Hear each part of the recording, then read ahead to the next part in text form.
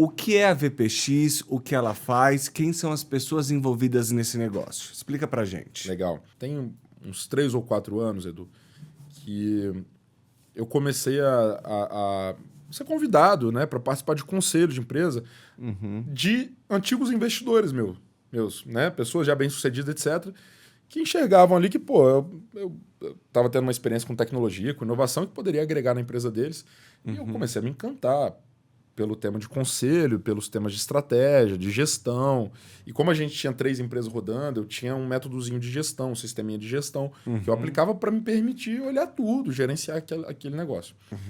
E aí eu já participava desses conselhos, mas, cara, como eu tinha função executiva, etc., eu não podia ter uma dedicação full-time, nem perto disso, para essas outras atividades. E o que eu fiz junto com meus sócios, né, cara? Eu falei, pô, com alguns dos meus sócios. Cara, vamos criar uma empresa onde a gente tem gente dedicada para aplicar os conceitos que a gente desenvolveu nas nossas empresas, aplicar para outros. Vamos criar uma consultoria. E a gente cria a Vitória Partners. Né? Há um tempo atrás, tinha lá executivo dedicado, que é o Caio, que é meu sócio, e ele tocava esse negócio, eu tinha um papel ali de sócio. Né? Batia alguma coisa aqui, pô, não tinha condição, minha prioridade era Zite, era apoiar na Americanas Delivery também. Jogava pro Caio, o Caio, pô, super competente, tocava lá. E depois que eu saio da Zite no final de 2022, eu olho e falo, cara, qual o negócio? Aí, beleza, nós tivemos mais eventos de liquidez. Quando a gente vendeu para Americanas, tivemos mais eventos de liquidez. Foi dando uma melhorada, assim, na vida e naquele lance, assim, cara, pô, o que eu vou fazer agora, né? Vou abrir outra startup? Poderia, né? Abrir outra startup, poderia captar recursos e tal. Mas, cara, qual o negócio que eu faria de graça?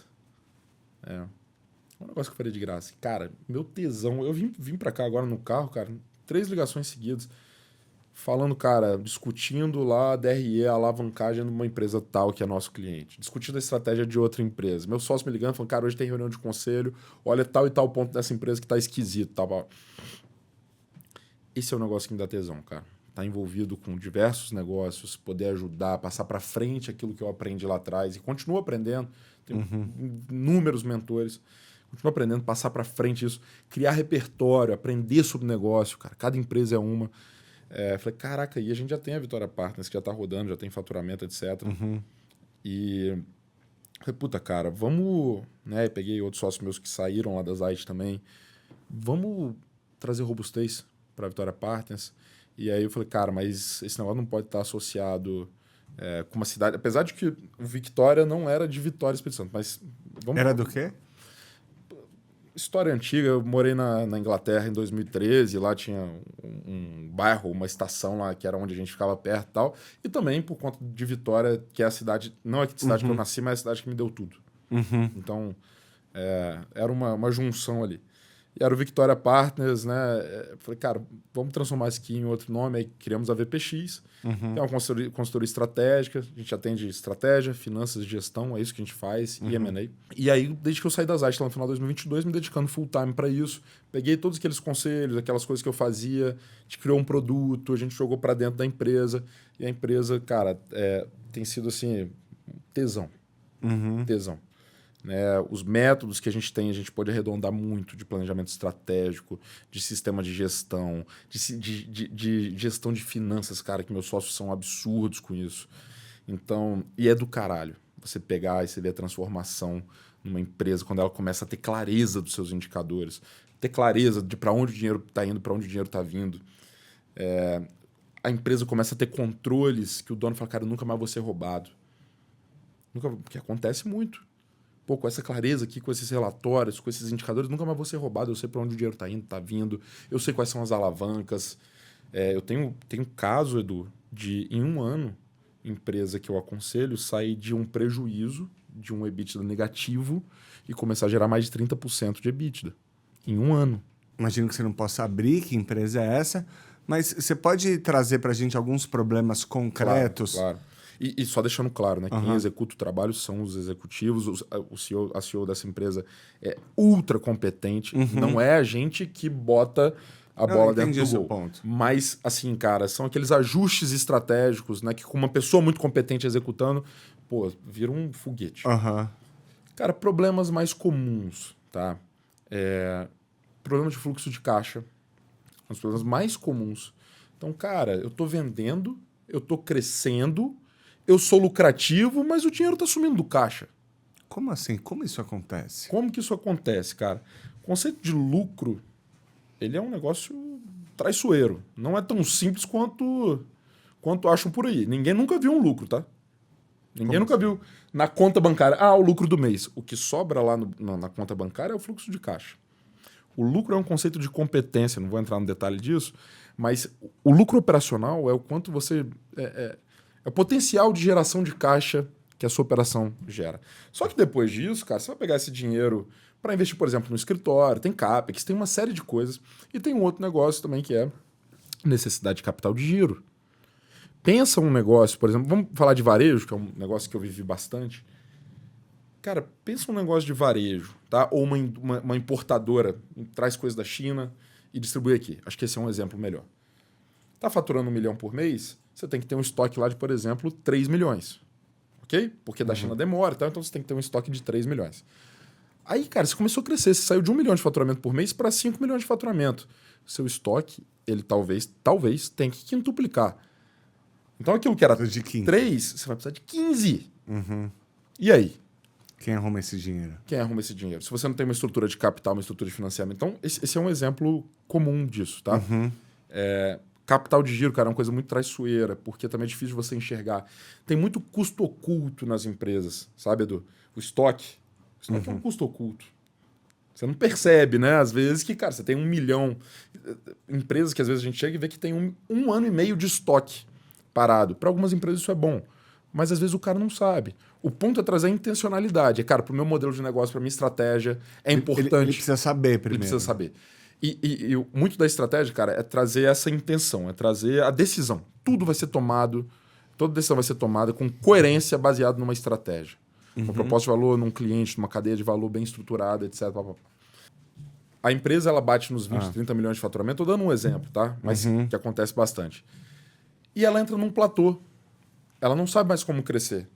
Ela não sabe se ela vai ter que agora entrar em novos mercados, aumentar a linha de produtos, se ela tem que contratar um time de marketing para crescer clientes. Onde alocar recursos? Onde é inteligente alocar recursos? Ela começa a bater no teto. E ela começa, muitas vezes, a tirar para todos os lados. Eu vou aumentar meu time de marketing, eu vou criar novos produtos, eu vou para novos mercados, vou para fora do Brasil. A empresa, ela começa a deixar de fazer escolhas. Porque ela formou um caixa e ela fala, cara, agora eu posso investir. Mas ela não toma uma decisão coesa. Baseado nos dados. Em projeção, em planejamento. E às vezes ela nem sabe, né? Às vezes não sabe. Muitas vezes não sabe. E isso é zero crítica, pelo contrário. Olha que coisa espetacular que acontece. Muitas empresas faturam 30 milhões, 40 milhões, 100 milhões, sem nunca ter tido isso. Esses são os empreendedores que eu admiro. E aí, eu sempre dou o exemplo assim, todo mundo tem na família aquele tio, aquele primo que há 30, 40 anos atrás, cara, construiu um império, saiu do nada, construiu um império e que nunca falou de gestão.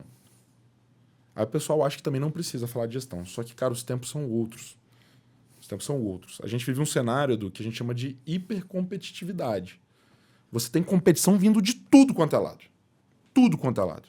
Daqui a pouco esse podcast aqui vai ser a inteligência artificial fazendo esse negócio. Né? O número de podcasts que a gente tem hoje é hipercompetitivo. Então, cara, esse cenário de hipercompetitividade, ele começa a fazer uma seleção natural de empresas muito mais forte. Você vai precisar, todo mundo vai precisar cada vez mais entender mais de gestão, ter uma estratégia mais clara, saber onde competir, saber onde jogar, mas principalmente saber onde não jogar. Então, são essas coisas que a gente leva para dentro dos nossos clientes. Né? Nesse menos de um ano que a gente está como VPX, né? A Vitória Party já tem mais tempo, como VPX já foram dezenas e dezenas de clientes que a gente atendeu e que a gente tem ajudado. Um outro problema muito comum é que o empreendedor tem dificuldade de sair do operacional, tem dificuldade de delegar, tem dificuldade de criar um sistema de gestão onde ele consiga olhar poucos indicadores e saber se a empresa está no rumo certo ou não. Então é outra coisa que a gente ajuda muito as empresas também. Mas você sabe que eu tive que aprender isso porque eu abri a EDB e comecei a trabalhar de casa e, enfim, um jornalista, um assessor de imprensa, eu comecei a executar isso e o negócio começou a crescer. E aí eu comecei a perceber que eu tinha que fazer outras coisas que eu não sabia fazer e que eu não fui preparado para fazer, que não tem nada a ver com o core business em si, que é escrever textos, fazer contatos com os jornalistas, enfim, administrar essa relação. E aí você aprende por exemplo, a relação com o contador. Até eu entender o que o cara tava falando, é que ele é meu amigo também, né? Então, assim, teve bastante paciência para me explicar. É difícil você abrir os seus ouvidos para algumas coisas. E a outra coisa que você falou que eu acho super importante, para quem está assistindo a gente também, eu acho que as pessoas passam por isso, essa questão do cara, da jornada do herói, né? Do cara que cresceu dando murro e saiu derrubando muro, etc e tal. Pode até ser que o cara ainda assim ele consiga vencer. Claro. Mas se você tiver mais informações, vai ser mais fácil. E se porventura acontecer alguma coisa no meio do caminho, porque enquanto o negócio está dando muito dinheiro, pelo menos eu vejo dessa forma, ninguém olha muito para a gestão. Isso. As pessoas passam a olhar para a gestão quando as coisas começam a dar errado. Isso. E às vezes a queda ela é tão forte que não dá tempo de você se precaver e aí vai embora, né? Porque da mesma forma que você disse que, pô, é um clichê alguém na família tá empreendendo e ter sucesso, etc e tal, um outro clichê, e que esse me preocupa muito, é o cara que sobe, é o cara que consegue e depois ele perde. E isso é muito triste, né? E acontece bastante. E às vezes se o cara toma uma decisão errada nesse tamanho, tem um impacto muito maior e às vezes violentíssimo. Total. Eu sempre sugiro um exercício, Edu, que é o seguinte. Cara, se amanhã acabasse o dinheiro da sua empresa, o que você faria para não quebrar? Se você refletir, você vai pensar um monte de coisa. Cara, puta, eu ia desligar essa e essa pessoa, mas aquela ali eu ia manter, cara. Essa pessoa ia me ajudar a reconstruir. Eu ia, sei lá, abrir mão de ter um escritório. Cara, eu ia chamar meus clientes e ia renegociar o preço do contrato. Porque eu sei que eles...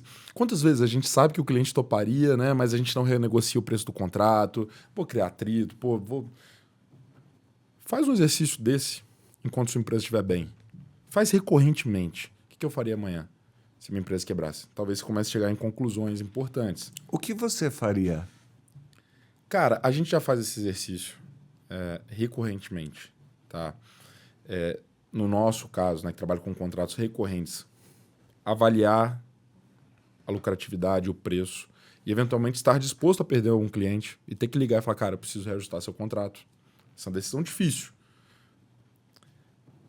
Avaliar recorrentemente performance potencial dos seus colaboradores. Às vezes a gente fica postergando, né? Toda empresa, cara, tem lá alguém que ninguém sabe por que tá lá há tantos anos. E às vezes isso tá fazendo mal até para aquela pessoa.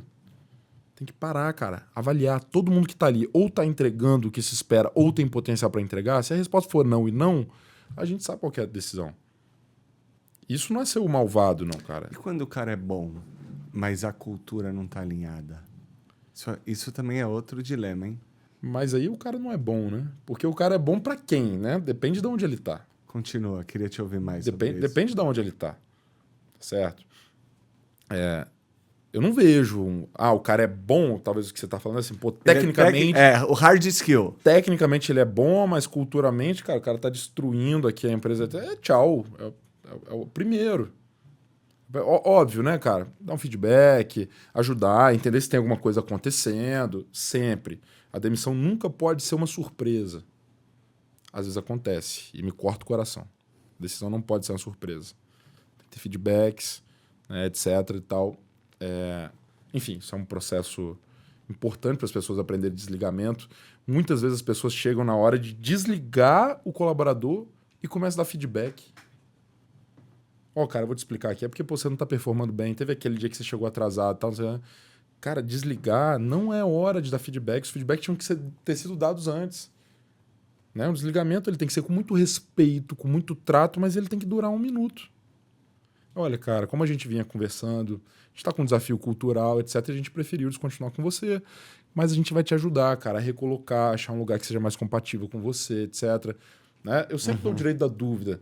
Minha cultura é melhor? Lógico que não. É só a sua cultura. É só a nossa cultura, é só o nosso jeito de trabalhar e tá tudo certo. Então, cuidar bem dos colaboradores quando eles saem, tanto quanto você cuidou quando ele entrou, é regra fundamental.